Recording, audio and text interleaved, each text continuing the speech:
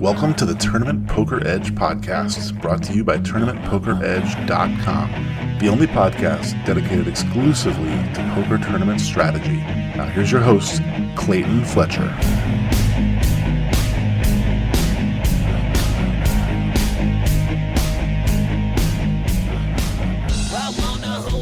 Hello once again, everybody, and welcome to the Tournament Poker Edge podcast. I'm your host, Clayton Fletcher.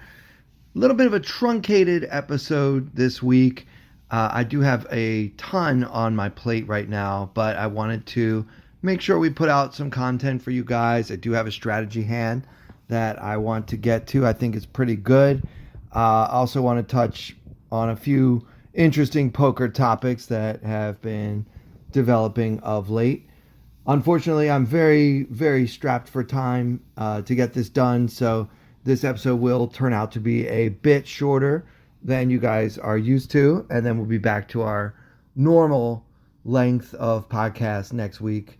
Hope that's okay. Appreciate all the love on Twitter at Clayton Comic, all of your comments and reviews on Stitcher and Apple Podcasts, formerly known as iTunes, and everywhere else that you have been saying all the nice things about me and about the work that I'm doing for TPE. Now let's talk about topic number one, which is this heads up for rolls with Daniel and Doug. It looks like it actually will happen. I'm excited. I think it will be great publicity for the game. I think it will get people talking.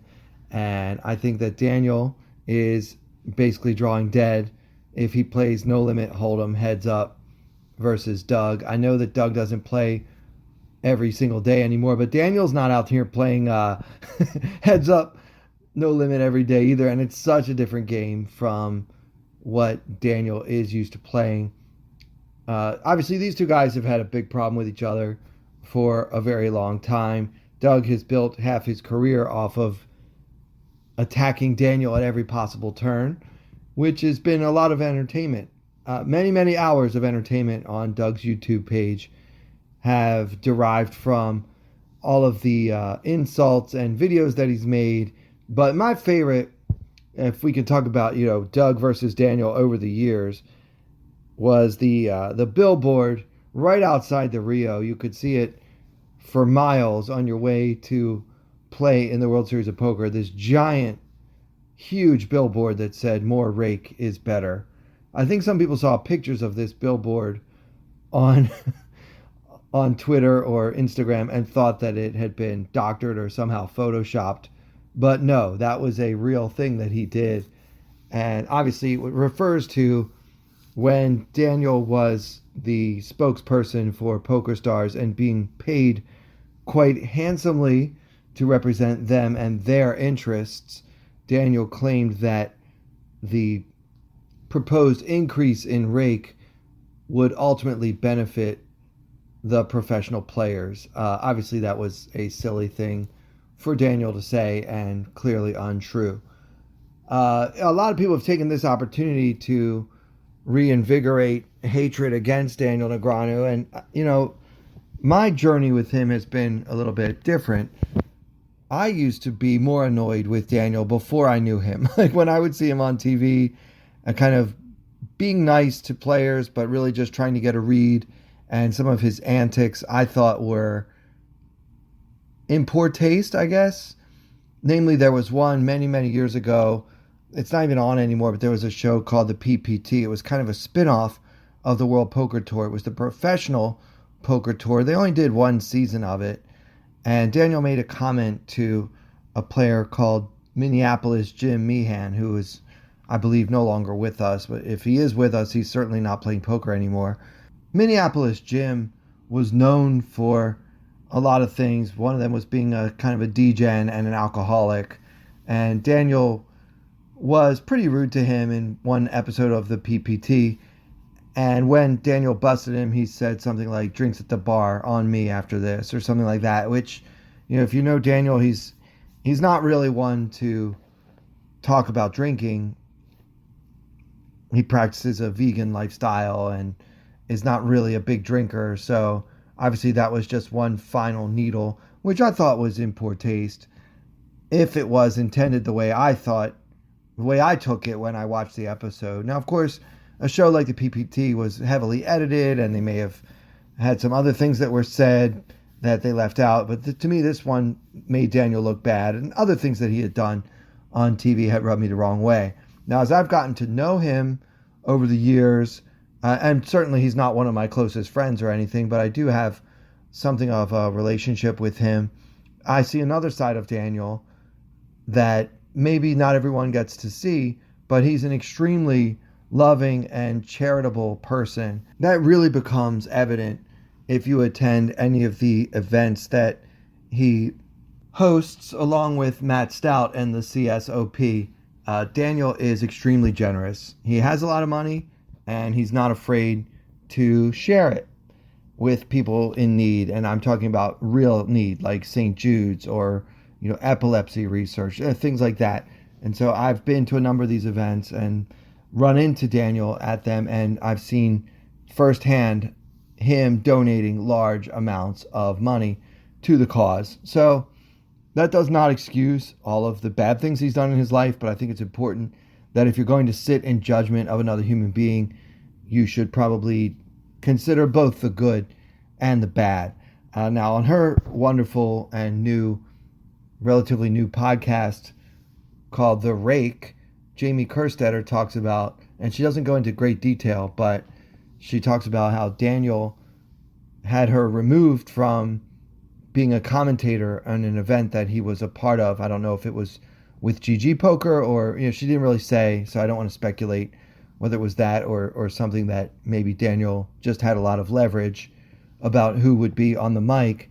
Now, Jamie's been awfully critical of Daniel over the years, and Daniel has, for his part, given us all a lot to criticize. But I have no reason to believe that Jamie would make this story up, but apparently Daniel saw that Jamie was going to be doing commentary, and basically he took money out of her pocket by saying, no, you're not going to be doing commentary for this event. Now, to me, it reminds me of Hollywood. So if I have a part in a movie with, let's say, I don't know, who's one of the biggest stars in Hollywood, let's say Brad Pitt, right? And for whatever reason, Brad Pitt and I have had beef. If he wants to go to the director and say, hey, you see that guy that you have playing police officer number 4? Yeah, he's got to go. I don't like that guy. You can rest assured that I will be off the set before lunch. So the same thing obviously happens in televised poker and broadcast poker, streamed poker, whatever you want to call it. The players that the networks consider money are the most famous players, which also generally happen to be the wealthiest players, which typically tend to be some of the better players. I don't say the best players because I think many of the best players don't get a lot of camera time because they're no fun to watch, because they don't have any type of personality to speak of, because they're just math nerds. And I think when Negreanu talks about robots and math nerds, he's right. There are too many of those on the televised version of the game. So yeah, about that, he makes a good point.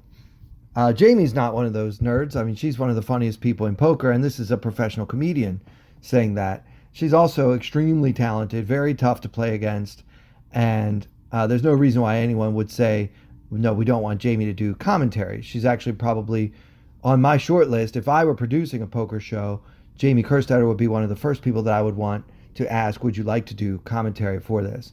But it does kind of illustrate when a few people at the very top of a profession have lots and lots of power, that there can be downsides to criticizing those people. And it sounds like in Jamie's case, her criticizing Daniel so publicly and openly over the years has come back to haunt her on at least one occasion where he was able to prevent her from getting work in the commentary booth.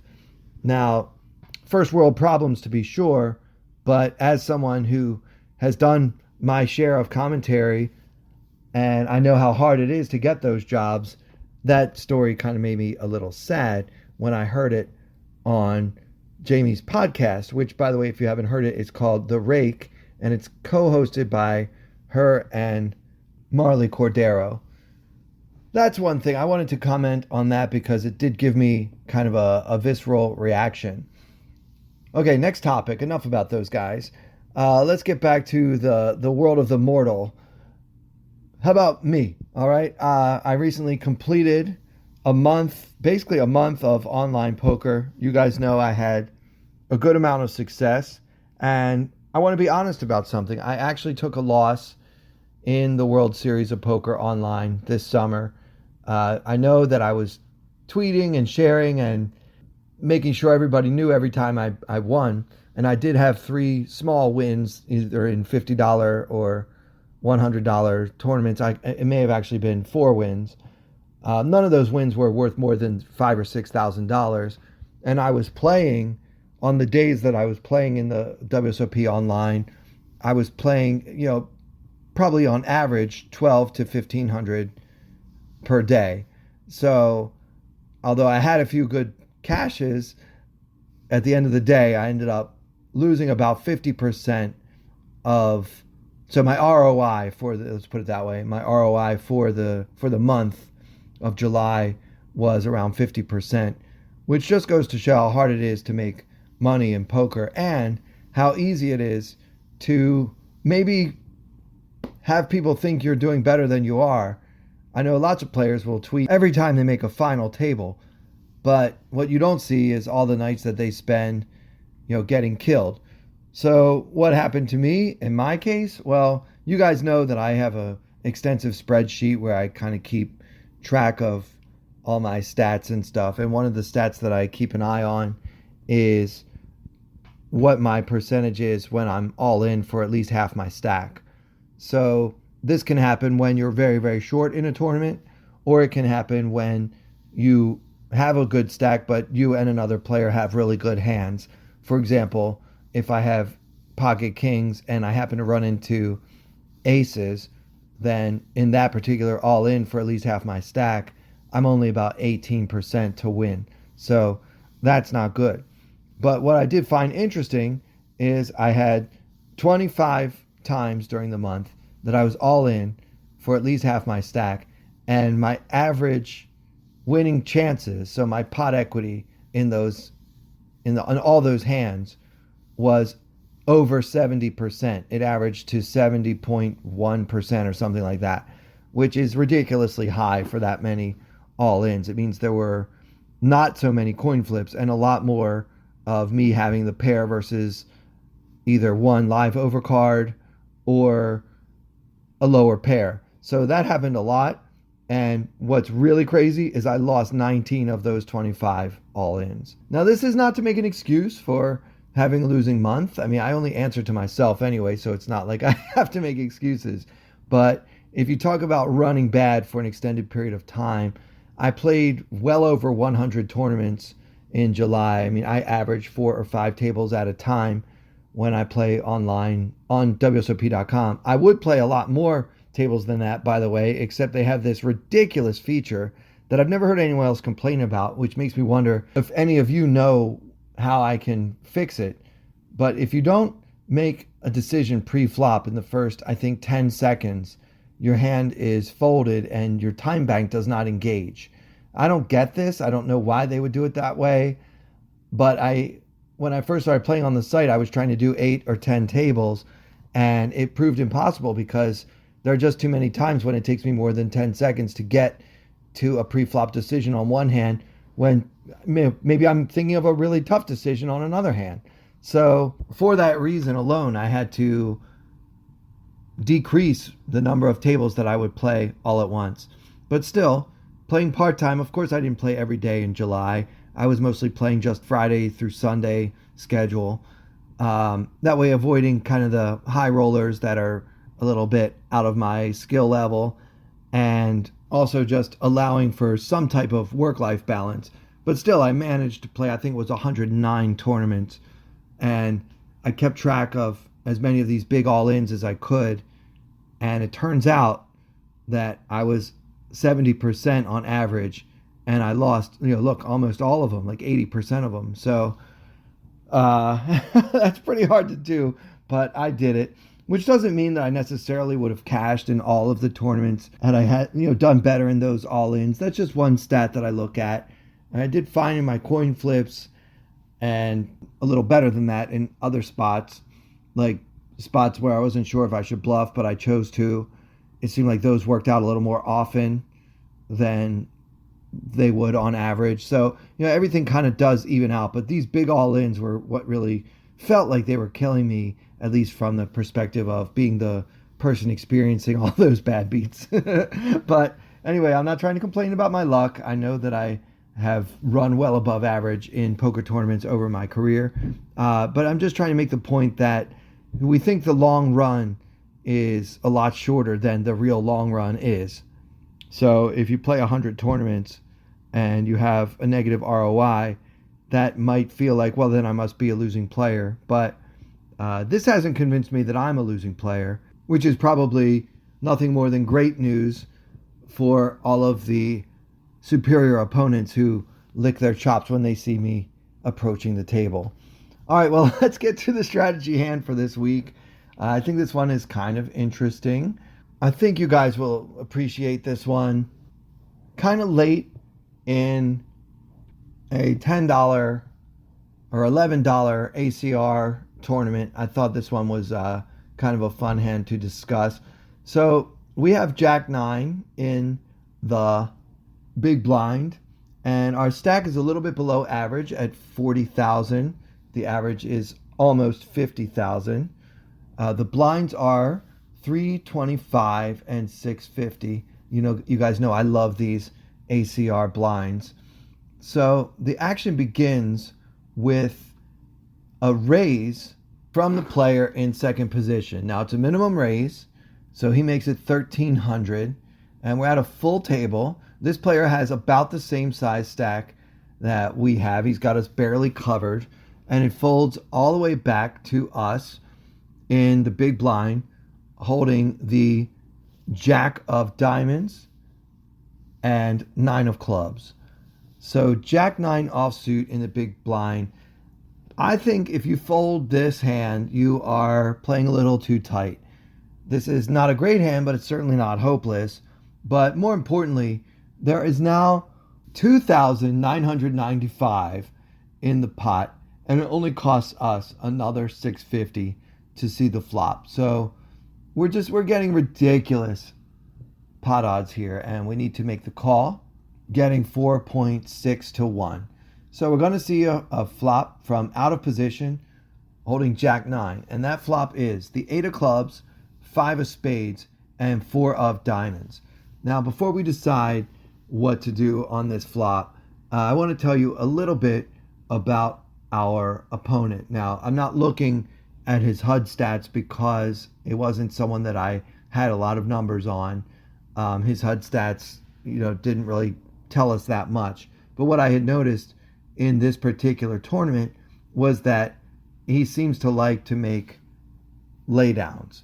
So if he is not playing perfect GTO robot style, it appears to me that his mistake, if he makes one a lot, is that he folds too often. Now, I think a lot of players are in this camp. It's hard to call all the way down with a marginal hand, and it's also hard to have a really big hand. So against players like this, part of my reason for calling with Jack 9, the main reason is I'm getting such a great price to at least see a flop. But if I continue in this pot, then part of my reason for doing so is that I feel like there may come certain scare cards that would allow me to bluff this opponent later if I don't make a pair or better to beat him. So on this board, I have 2 live overcards. Well, I have 2 overcards. We can't say if they're live or not. But we know we have 2 overcards to the board. We have a backdoor straight draw and 2 overcards. So that's not a lot.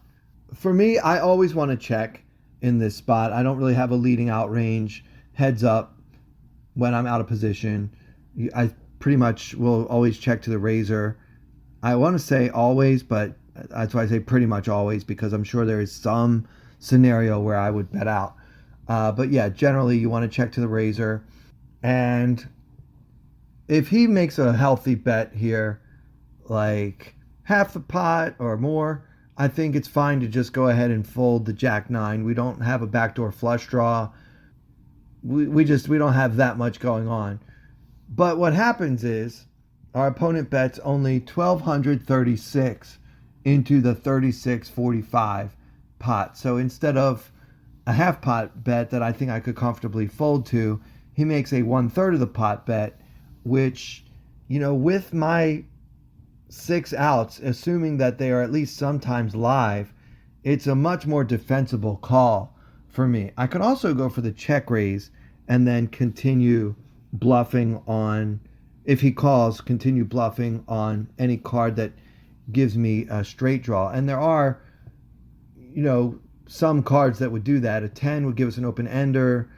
A king would give us a gut shot. A 7 would give us a gut shot. Of course, a jack or a 9 would give us a pair. So check raising here is certainly a valid play.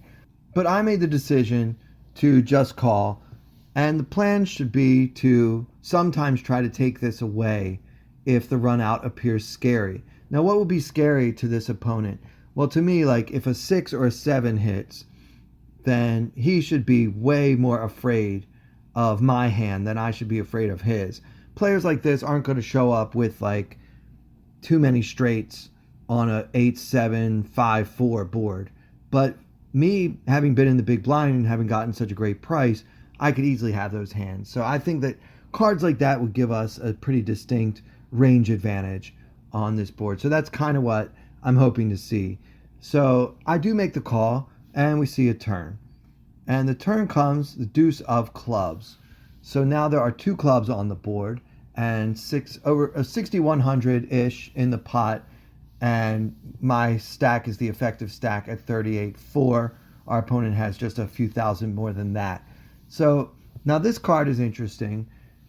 I could lead this card if I want to, because 2 straights did get there. The ace tray and the 6 tray got there. So our opponent cannot like this deuce of clubs. It's not the card that he was hoping to see if he has something like pocket 10s, pocket jacks, or even pocket aces. I'm not necessarily going to try to bluff him off of that hand, because a lot of people will put that, if they have overpairs in their bluff calling range, they tend to use the aces and kings and be a little bit more willing to fold the 9s, 10s, jacks for obvious reasons.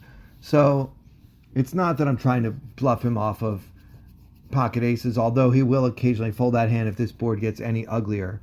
So we could lead here and sometimes take it down, maybe always take it down when he has just 2 overcards with a hand like king jack. But instead I decide to check again and possibly check raise, but mostly check fold. We check and our opponent checks behind, which basically lets us know he's trying to play pot control. So he doesn't have, but really the only available monsters that are even in his range are ace 3 suited, if that's even in his range, raising from second position. It's not in everyone's. And then he doesn't have pocket 8s, or he would certainly have continued betting to protect his hand against all the draws that are starting to show up against my very wide big blind calling range. So with all that in mind, it feels like he's got 1 pair. So it's probably, at best, he has 1 pair. So he's probably got something like, maybe 9s through aces, and then, of course, quite a bit of 2 overcard hands, like ace king, king jack, king queen, things like that. So we're looking for, I'd still love to see a 6 or 7, a 9, a jack, a 10, any of those cards that are kind of like right in that sweet spot in the middle. I would love to see one of those cards because they give me the best bluffing opportunities. Instead, it's the queen of clubs, which is the 3rd club. So now we have a final board of 8, 5, 4, deuce, queen, with backdoor clubs coming in. Now we have the 9 of clubs in our hand.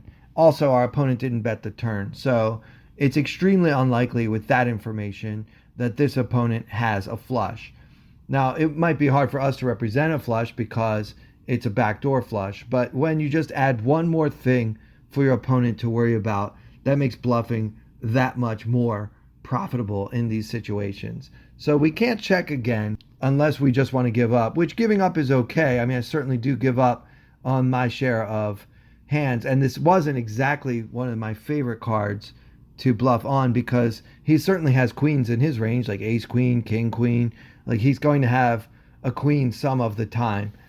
Given the fact that we have a club, and given the fact that our opponent slowed down on the turn, and given, of course, the fact that him slowing down on the turn makes it less likely he has an overpair to that queen, and it's more likely if he has a pair that it's something like nines, tens, or jacks. I mean, of course, if he makes a set of queens, we're about to lose our bluff, of course. It feels like a good spot to bluff. Now, this is a bluff with very few blockers. I mean, a lot of you would bluff if you had an ace to block ace 3 or a 7 to block 7-6. The only type of blocker I have is the 9 of clubs with my jack 9 offsuit. So it's not exactly a perfect blocker situation. And as we learn from all of our TPE coaches, notably Andrew Brokus, who always says when you're bluffing, the cards that you are holding are extremely important, which is another way of saying, do I have blockers or not? I mean, I would basically say I barely have anything that could even qualify as a blocker.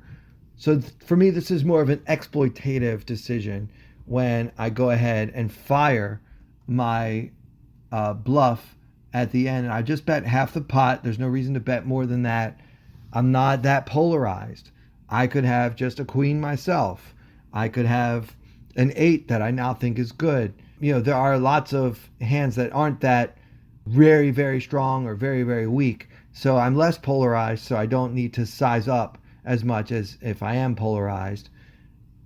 So I just make a normal looking half the pot river bet, and I expect to win when my opponent doesn't have a pair of queens or better, which is going to be, I think, the vast majority of the time.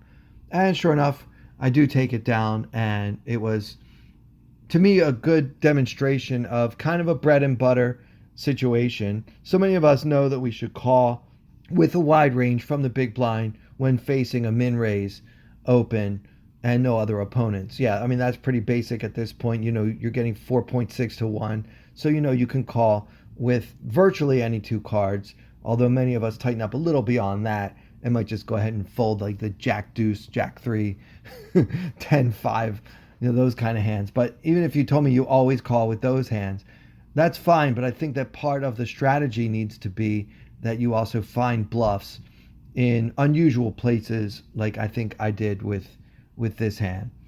Let me know what you guys think. It's always fun to hear from you. I love when you guys disagree with me, and of course I love it even more when you don't. Please use Twitter for all of that, at Clayton Comic. And if you're still looking for a poker website to get top-notch training from some of the best teachers and coaches in the Western world, look no further than tournamentpokeredge.com. So for everyone here at TPE, I'm Clayton Fletcher. Thank you so much for listening.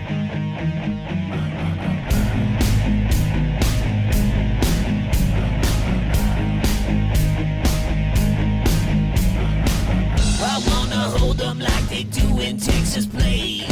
Fold them, let them hit me, raise it, baby, stay with me. Lock in intuition, play the cards with babes to start. And after she's been hooked, I'll play the one that's on her heart. Oh, whoa, whoa, whoa, whoa. I'll get her heart, show her what I got. Oh, whoa, whoa, whoa, whoa. I'll get her heart, show her what I got. Can't read mine, no she can't read a mile. Poker face, she's got to love nobody. Can't read mine, no she can't read a mile. Poker face, she's got to love nobody. Poker face, poker face. Poker face, poker face. I wanna roll with her, a hard pair we will be. While little gambling is fun when you're with me. I love it. Russian roulette is not the same without a gun. And baby, when it's love, it's not rough, it isn't fun. Oh, whoa, whoa, whoa, whoa. I'll get her heart, show her what